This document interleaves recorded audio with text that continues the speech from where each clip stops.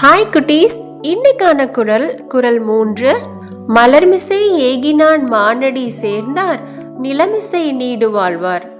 அதாவது மலராகிய உள்ளத்தில் உறையும் கடவுளின் உபதேசத்தை அடைந்தவர் இந்த பூமியில் நீண்ட காலம் வாழ்வார் அப்படின்னு சொல்றாங்க. இப்போ குரலோட கதையை கேட்போமா? கதை 3. ரவி, ராகுல் 2 பேரும் நல்ல நண்பர்களா இருந்தாங்க. அவங்க 2 பேரும் அப்பா அம்மா பேச்ச அப்படியே கேட்பாங்க. அதே மாதிரி நல்லா படிப்பாங்க. இந்த 2 பேரும் 9ஆம் வகுப்பை நல்லா படிச்சு தேர்ச்சி அடைஞ்சு வேற பள்ளிக்கூடத்துக்கு போயிட்டாங்க. அந்த பள்ளிக்கூடத்துக்கு போனதுக்கு அப்புறம் ராகுல் பார்த்துட்டிங்கன்னா அவங்களோட நட்பு வட்டாரம் பார்த்தீங்கன்னா சேர்க்கை சரியில்லாம கொஞ்சம் பாதை மாறி போயிட்டாங்க. நல்லா படிக்க மாட்டாங்க.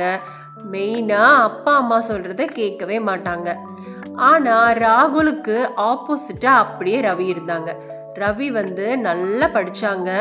முக்கியமா அப்பா அம்மா சொல்றத கேட்டு நடந்தனால அவங்க முதல் மதிப்பெண் எடுத்தாங்க.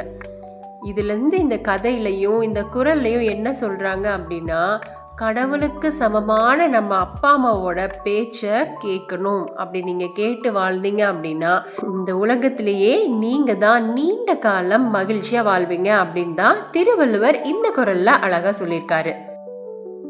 Hey kids, hope you all like the video. Watch our latest videos and playlist and have fun. See you again and bye-bye. Keep watching, keep on subscribing. Our next video will out soon.